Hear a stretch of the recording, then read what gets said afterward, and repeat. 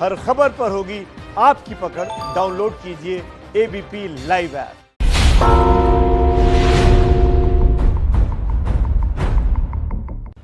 नमस्कार, मैं अनुराग मुस्कान घंटी बजाओ शो में आपका स्वागत करता हूं। एक कहावत सुनी होगी आपने, मेहनत पर पानी फेरना। हम कह रहे हैं कि 63 दिन के अब तक के लॉकडाउन की मेहनत पर कौन वायरस फेर रहा है। कोरोना का वायरस कैसे अब आम आदमी की नौकरी छीन रहा है। मुंबई में कोरोना के हॉटस्पॉट धारावी में क्या एक बिंदी कोरोना को ट्रैक करके पकड़ लेगी? आपके हित की खबर घंटी बजाओ शो में दिखाएंगे, लेकिन पहले आज का मुद्दा, गुड़ दिखाकर ईंट मारने वाली नीति की घंटी बजाओ। देश में मजदूरों को घर तक पहुंचाने के लिए श्रमिक स्पेशल ट्रेन चल रही है, बहुत अच्छी बात है, लेकिन इन्हीं ट्रेन में देश के श्रमिकों का दावा है कि उन्हें खाना पानी से लेकर ट्रेन कई घंटे लेट होने तक की मुश्किलें उठानी पड़ रही हैं। दिक्कतें हैं, आज ये बात रेल मंत्री पीयूष गोयल ने भी मानी। इसीलिए ये रिपोर्ट देखिए, सहमत हैं तो 8422840000 पर घंटी बजाकर अपनी आवाज उठाइए और हां, अपनी राय भी भेजिएगा।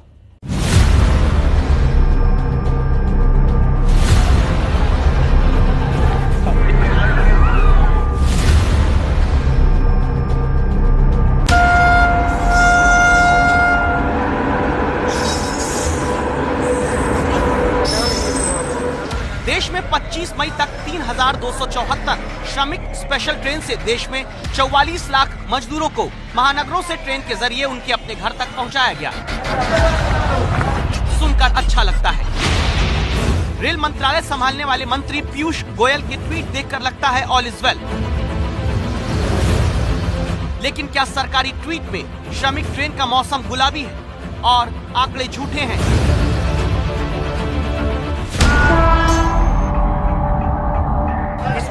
इसमें क्या बीमारी में क्या बचेगा? इसमें देखो कितना बंदा ठूसे हुआ है। इसमें कोई व्यवस्था नहीं है, खाने का व्यवस्था भी नहीं है। सोसाइटी बात कर रहा है, देखिए सोसाइटी है क्या? खाना पीना का कुछ चीज का व्यवस्था नहीं मिला हमारे लिए। 2 दिन से खाना पीना कुछ नहीं मिला है। 1500 रुपया किराया लिया जा रहा है। आगरा में 100 ग्राम चावल मिला था। 24 घंटा अभी होने वाला है। भूखे प्यासे हम लोग कुछ नहीं मिला। बोला ट्रेन में 2 बार खाना मिलता है। हम लोग तो भूख बर्दाश्त कर लेंगे, बच्चे लोग कैसा भूख बर्दाश्त कर पाएगा? रेलवे की तरफ से कुछ इंतजाम नहीं था, क्या था? परेशानी हुई खाने के लिए। एक तो प्लेटफॉर्म पे या तो आप खुद जो है व्यवस्था करते आदमी खरीद के खा ले। में खाने के लिए दिया थोड़ा सा बिस्कुट, एक और बेगूसराय में 1 बिस्कुट दिया। सबके बच्चे सब भूख से मर रहे हैं। अभी तक तो नहीं, तो चाय कुछ नहीं सर। हमें 2 दिन में पहुंचना चाहिए था मुंबई से दरभंगा।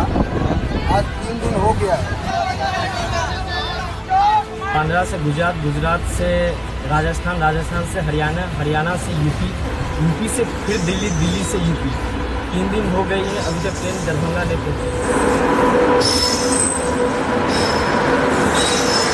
28 घंटा हो गया गुजरात से चले हैं। ना गुजरात सरकार कोई हेल्प दी है, ना महाराष्ट्र सरकार। सर अभी एमपी में 2 घंटे से हम लोग खड़ा है, अभी तक सरकार का कोई व्यवस्था नहीं मिला है। सर कोरोना से पहले हम लोग भूख से मर जाएंगे।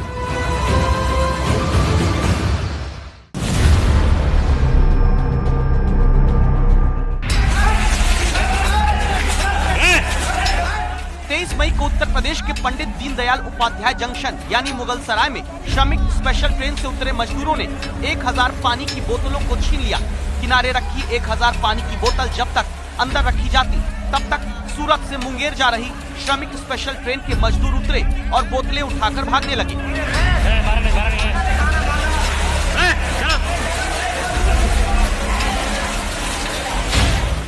एक बात साफ है, पानी की ये लूट मजदूरों की प्यास बुझाने की मजबूरी का नतीजा है। लेकिन सवाल ये है, क्या मजदूरों को ट्रेन में पानी नहीं मिल रहा? इस सवाल को और आगे बढ़ाते हैं।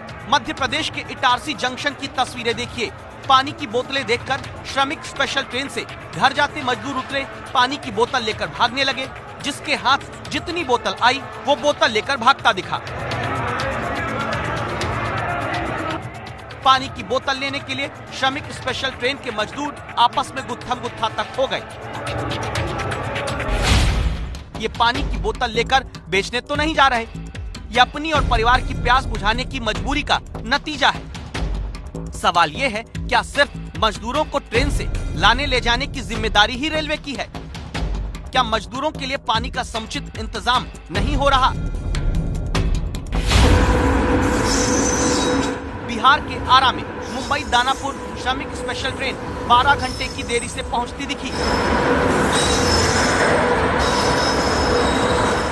जैसे ट्रेन पहुंची, लोग एक एक बोतल पानी के लिए संघर्ष करते नजर आए।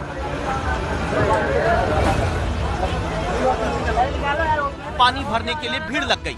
आम दिन होते तो कोई सवाल नहीं। कोरोना के संकट काल में जब हर जगह सामाजिक दूरी जरूरी है, तो क्या प्यास के लिए ये खतरा श्रमिक स्पेशल ट्रेन के मजदूरों को लेना पड़ रहा है? की जगह सिर्फ 2 बोतल पानी दिया गया। इतने 40-50 बंदे के बीच में सिर्फ 12 बोतल दिया गया। उसमें बोला 2 बंदा को मारा उसको, और उसका मोबाइल भी फोड़ दिया उसको। रेल मंत्रालय चाहे तो अब अगले ट्वीट में श्रमिक स्पेशल ट्रेन की खिड़की पर जुगाड़ से स्पीकर बांधकर गाना सुनते मजदूर का ये वीडियो डालकर कह सकते हैं कि श्रमिक स्पेशल ट्रेन में संगीतमय प्रस्तुति के साथ मजदूर लौट रहे हैं। लेकिन तस्वीरें ये सवाल भी पूछेंगी कि मध्य प्रदेश की इटारसी स्टेशन पर ही 24 मई को श्रमिक स्पेशल ट्रेन से आने वाले मजदूरों को खाना बांटने का इंतजाम था। तभी ग्रीन टी शर्ट पहने एक मजदूर यात्री ने खाने का पैकेट झटके से उठाया और फिर यहाँ खाने के लिए लूट मच जाती है।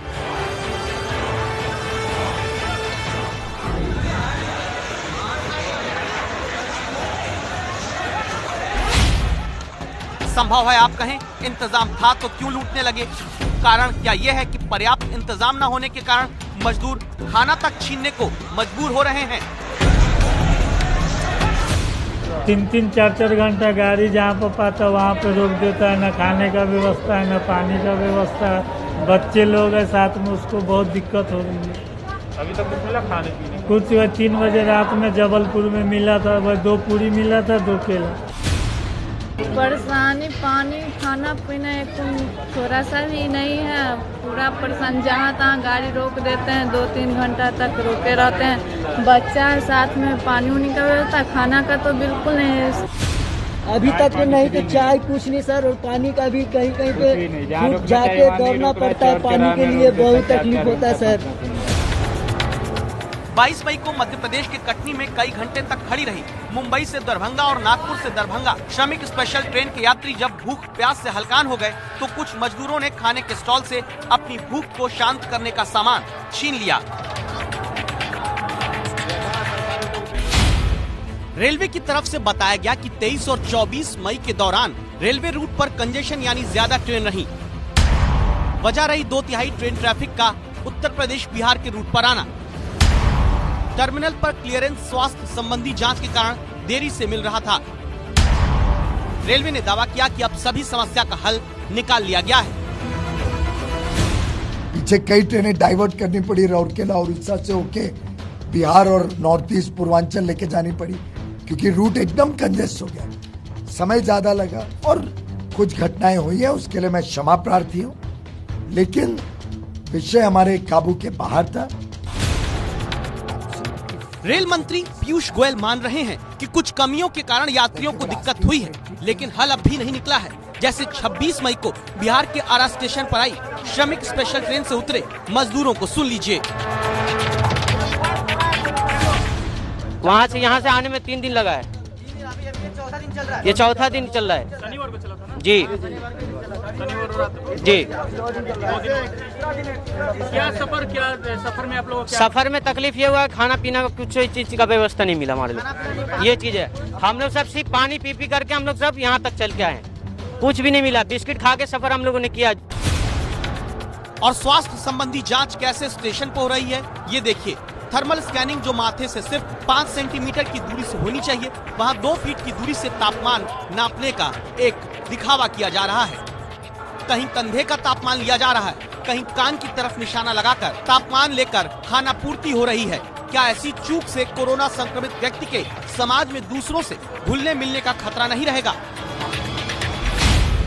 25 मई तक उत्तर प्रदेश में 1245 श्रमिक स्पेशल ट्रेन पहुंची हैं। बिहार में 846 श्रमिक स्पेशल ट्रेन पहुंची। झारखंड में 123, मध्य प्रदेश में 112 श्रमिक स्पेशल ट्रेन मजदूरों को लेकर आई।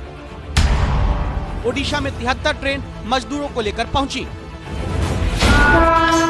लेकिन इस यात्रा के दौरान मजदूरों को ट्रेन के भीतर इस तरह से ठूंसकर अगर घर लाया गया तो यकीन मानिए कोरोना संक्रमण के अब महानगरों से गांवों में, छोटे शहरों में पहुंचने का सिलसिला बढ़ने की एक बड़ी वजह ऐसी लापरवाही बनने वाली है। इसमें क्या बीमारी में क्या बचेगा आदमी? इसमें देखो कितना बंदा ठूसे हुआ है इसमें। देश में अब लगातार 6000 से ज्यादा रोज कोरोना के केस आ रहे हैं। लॉकडाउन को 63 दिन बीत चुके हैं। आगे क्या होगा? कहीं लॉकडाउन की मेहनत बेकार तो नहीं चली जाएगी? अगर हां तो वजह क्या होगी, किसके कारण? घंटी बजाते हुए ये रिपोर्ट देख लीजिए।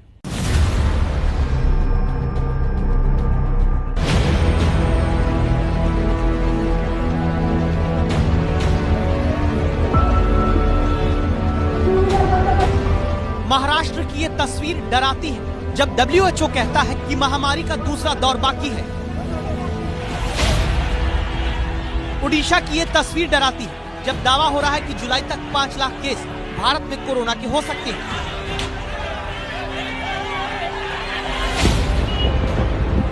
मुंबई के पास वसई की ये तस्वीर डराती है जब विश्व स्वास्थ्य संगठन आशंका जताता हो कि कोरोना की दूसरी लहर तेज हो सकती है।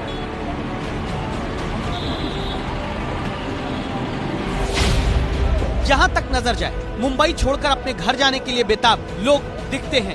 सोशल डिस्टेंसिंग के खतरे को नजरअंदाज करके मुंबई की धारावी खाली हो रही है। धारावी खाली हो रही है। जी हां, आप ये जो भीड़ देख रहे हैं ये यही कहानी कह रही है कि धारावी से लोग बड़े पैमाने पर निकलकर जा रहे हैं। धारावी वो जगह है जो मुंबई का सबसे बड़ा कोरोना हॉटस्पॉट बन गई है। मुंबई आज अगर देश की कोरोना कैपिटल है तो उसमें एक अहम भूमिका इस धारावी की है। एशिया की ये सबसे बड़ी झुग्गी बस्ती है धारावी, जहां की 2 वर्ग किलोमीटर के फासले में करीब 7.5 लाख लोग रहते हैं। 7.5 लाख लोग रहते हैं और यहां से लगातार रोजाना मामले आ रहे हैं कोरोना के संक्रमित मरीजों के। धारावी की तंग गलियों में रहने वाले ये वो मजदूर हैं जो उत्तर प्रदेश, बिहार से ज्यादातर रोजी रोटी कमाने मुंबई आए।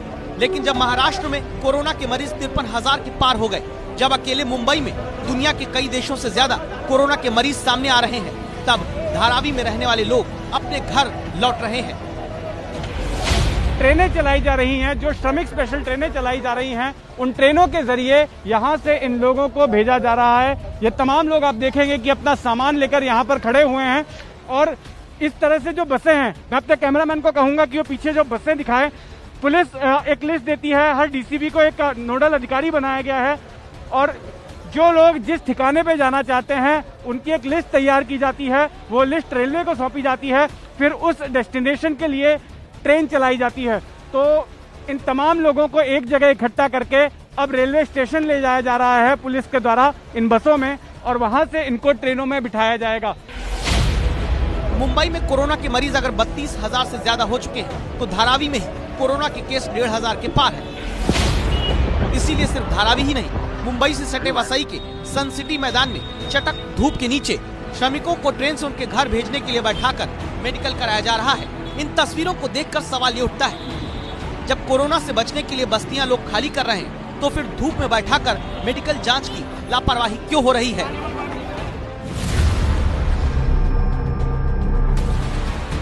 63 दिन से देश लॉकडाउन में है, सिर्फ इसलिए ताकि कोरोना को बढ़ने से रोका जाए। ऐसे में अब 2 दावे सामने आए। एक दावा सरकार का, दूसरा दावा कोरोना को लेकर शोधकर्ता भ्रमर मुखर्जी का। सरकार की तरफ से दावा हुआ है कि भारत में संक्रमण से मौतों की दर सिर्फ 2.87% है, जो दुनिया में सबसे कम है। लेकिन चिंता की बात पैदा हुई है भ्रमर मुखर्जी के शोध से, जिसमें आशंका जताई गई कि मौजूदा हालात के हिसाब से जुलाई की शुरुआत तक भारत में कोरोना के 5 लाख मामले सामने आ सकते हैं। 5 लाख तो ये जुलाई 1 के प्रेडिक्शन है, पर ये बहुत सारे असम्पशन पर आधारित है। तो लोग, मैं बहुत खुशी होंगे, मेरी बहुत खुशी होगी मैं गलत साबित हुआ तो, पर 1,40,000 तो अभी है लगभग, और ये तो एक एक्सपोनेंशियल प्रोसेस है, इसके लिए प्रोजेक्शंस है, but human beings can defeat projections and I will be very happy if they do so. दरअसल 20 से 25 मई के बीच हर रोज औसत 6,200 कोरोना के केस सामने आ रहे हैं। अगर इसी हिसाब से दावा है कि मामले बढ़े तो मौजूदा औसत से 1 जुलाई तक कुल मामले 26 मई से 1 जुलाई के बीच 36 दिन में करीब 2,32,200 हो सकते हैं। अगर 25 मई तक के कोरोना के मामलों को इसमें जोड़ा जाए तो 1 जुलाई तक कुल कोरोना मरीजों की संख्या पहुंच जाएगी 3,62,045। ये रिपोर्ट एक अनुमान पर है, लेकिन क्या जनता सावधान है? देखिए ओडिशा के राउरकेला की तस्वीरें, जहां कंटेनमेंट जोन खोलने को लेकर स्थानीय लोग पुलिस प्रशासन से भिड़ गए। ओडिशा के सुंदरगढ़ जिले में सबसे ज्यादा कोरोना पॉजिटिव राउरकेला इलाके में ही मिले हैं। यहाँ मामले बढ़ने के बाद पुलिस और प्रशासन ने इस इलाके को रेड जोन घोषित किया था। यहाँ पर बैरिकेडिंग करके इसे कंटेनमेंट जोन बनाया था। मंगलवार को कुछ इलाकों से बैरिकेडिंग हटाई गई। इस दौरान कुछ लोग मौके पर पहुंच गए, इलाके को पूरी तरह से खोलने के लिए जिद करने लगे। पुलिस प्रशासन ने इनकार किया तो भीड़ हिंसक हो गई। बैरिकेड तोड़ने की कोशिश की, पथराव किया। इसी तरह देश के कई शहरों में अब भी बैंकों के बाहर लंबी लाइन लगी नजर आती है, जिनसे संक्रमण फैलने का खतरा भी बढ़ जाता है। इसीलिए आज हमें पूछना पड़ा, कहीं ऐसा ना हो कि अब तक 63 दिन का लॉकडाउन कुछ लोगों की गलतियों के कारण बेकार ना हो जाए।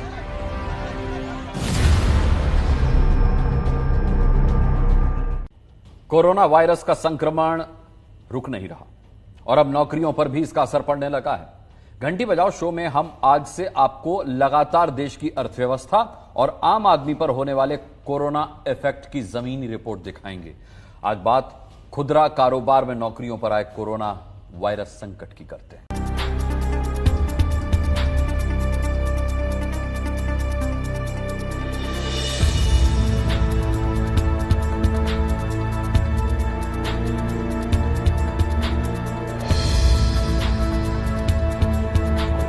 कोरोना के कारण हुए लॉकडाउन में सिर्फ दुकानों पर ताले नहीं लग गए, ताला लग गया है रहमान के घर खुशियों की मेहंदी पर, ताला लग गया है बुजुर्ग माँ की दवाई पर, ताला लग गया है बच्चों की पढ़ाई पर, ताला लगने का डर है देश में लाखों लोगों की रोजी रोटी पर।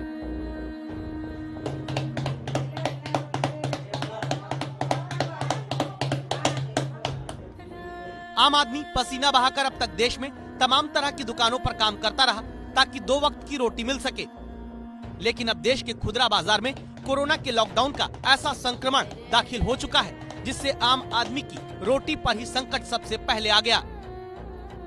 विकासशील अर्थव्यवस्था देश भारत, जहां पिछले कुछ सालों में करोड़ों लोग गरीबी रेखा से ऊपर निकल के आए, पर कोरोना की ऐसी मार पड़ी है कि लाखों की तादाद में लोगों की नौकरियां चली गई है, बेरोजगारी हो गई है। मुंबई देश की आर्थिक राजधानी है और इस बेरोजगारी की मार, कोरोना के चलते नौकरी जाने की कहानी मुंबई में भी बहुत सारी देखने को मिल रही है। नौकरी जाने की ये कहानी देश में शंभू जैसे लाखों करोड़ों लोगों की है, जो किसी दुकान, किसी मॉल, किसी कारोबारी के साथ जुड़कर काम करते रहे। शंभू ट्रैवल एजेंसी के लिए काम करते थे। 19,000 के वेतन से बच्चों की पढ़ाई, पत्नी की दवाई, माँ बहन की देखरेख करते रहे। अब लॉकडाउन में नौकरी का सहारा छिन गया। और मैं प्राइवेट जॉब करता था। अब मेरे को तो 1 महीने का पगार दे दिया और 15 दिन के बाद देंगे बोले थे, अभी तक दिए नहीं है। अभी आप जॉब देख लेने बोला कंपनी। ये बोला गया आपको कि काम से कुछ और काम देख लीजिए, काम से निकाल दिया गया। हाँ, काम देखने बोला मुझे। रहमान से तो इनके मालिक यानी जिस ज्वेलरी शॉप पर रहमान काम करते थे उसके ओनर ने आगे देख लेना ये भी नहीं कहा। 2 महीने से पगार नहीं भेजी तो बच्चों के हाथों पर ईद की खुशियों की मेहंदी तो लगी दिखती है, लेकिन चेहरे पर मुस्कान बिखरी नजर नहीं आती।